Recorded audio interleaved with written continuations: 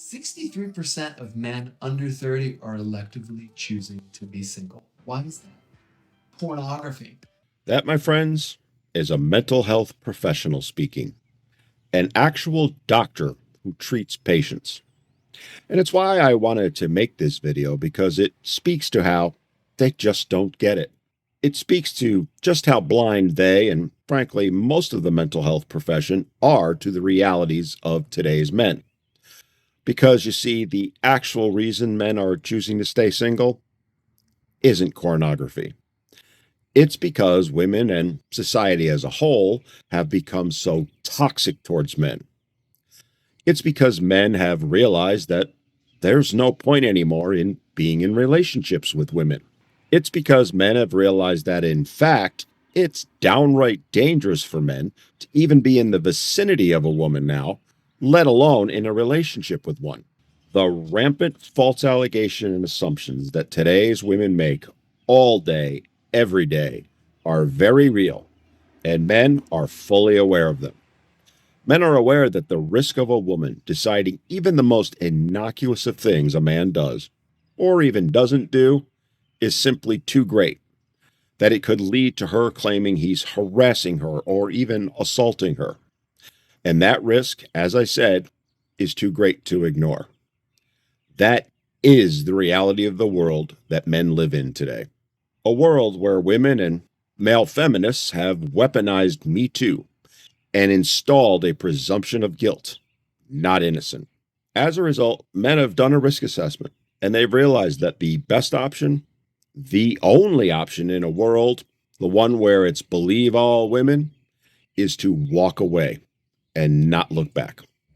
It's to walk away from women and walk away from all of society, which in turn is the actual reason that more and more men are turning to porn because, well, contrary to what women think, men are human beings and they have needs, and they're going to seek to get those needs met, just like women do. And right now, for men, the safest way to get those needs met is through porn. Look, I'm not saying it's right. I'm not even saying it's a good thing, especially in the long term, because it isn't. But to deny the actual cause and effect, to deny the reality of it all, isn't helping anyone. It's hurting them.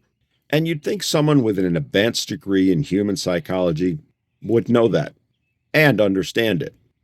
Would know that, in fact, it is far, far safer for a man to interact with a, let's call it, female online presence than it is to be in an actual physical one today.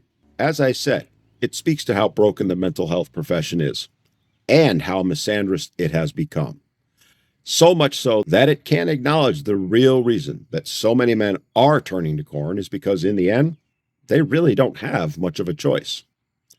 It's sad, to be sure, but blaming porn, which is a symptom, not the cause, is just taking the easy way out. And let's be honest here.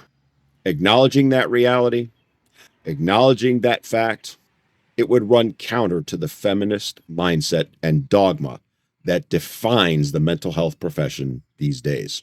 It would run counter to the mindset that they have that it's always the man who's to blame, never the woman. Which is why this doctor and most mental health professionals cling so desperately to faulty research data that in reality is designed to support a predetermined conclusion, one that fits a narrative, but also one that doesn't acknowledge reality. Oh, and one other thing before I go.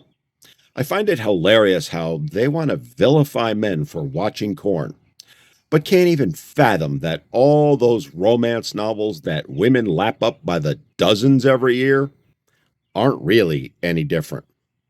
Bit disingenuous, don't you think? Just saying.